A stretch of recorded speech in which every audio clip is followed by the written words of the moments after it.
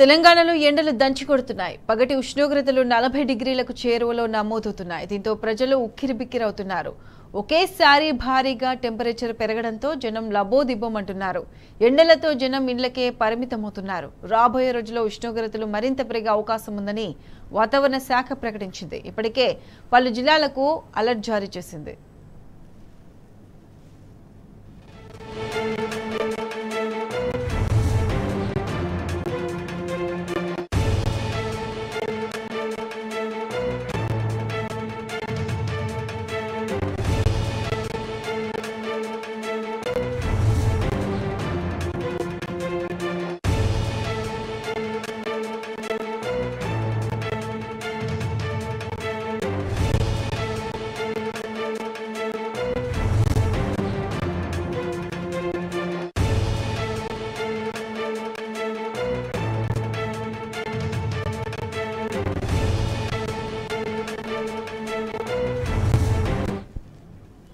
ఈ అంశానికి సంబంధించి పూర్తి అప్డేట్స్ మా ప్రతినిధి వంశీ అందిస్తారు. వంశీ, రాష్ట్ర వ్యాప్తంగా కూడా ఎండల తీవ్రత అనేది చాలా గరిష్ట స్థాయిలో చేరుకున్నటువంటి పరిస్థితి కూడా మనం చూస్తా ఉన్నాము. ప్రధానంగా రాష్ట్రంలోని అనేక జిల్లాల్లో కూడా దాదాపుగా 40 డిగ్రీల సెంటీగ్రేడ్ పై కూడా ఉష్ణోగ్రతలు గరిష్ట స్థాయిలో నమోదవుతున్నాయంటే ఎండల తీవ్రత ఎలా ఉందనేది కూడా మనం అర్థం చేసుకోవచ్చు.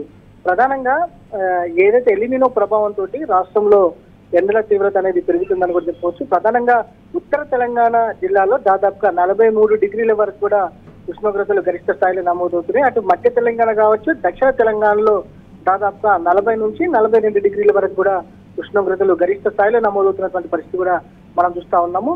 ఉదయం 10 గంటల సార్లు బయటకి రావాలంటేనే ప్రజలు భయపడినటువంటి పరిస్థితి మనం చూస్తా ఉన్నాము. దీనికి తోడుగా అటు ఏదైతే వడగాల్పుల తీవ్రత అనేది ఈసారి ఏదైతే మార్చిలోనే మొదలైనటువంటి పరిస్థితి మనం చూస్తా ఉన్నాము.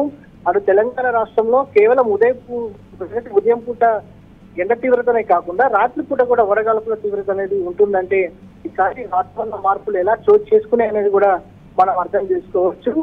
ఇప్పుడు ప్రజెంట్ రాష్ట్రంలో దాదాపుగా 43 డిగ్రీల వరకు కూడా ఉష్ణోగ్రతలు నమోదవుతున్నాయి.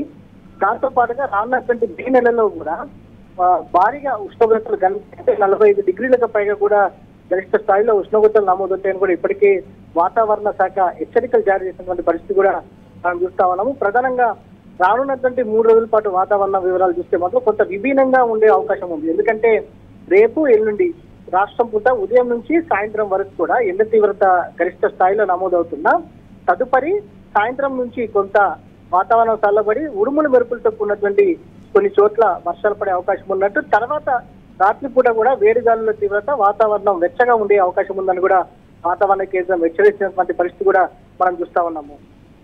Right Vamshi, thank you.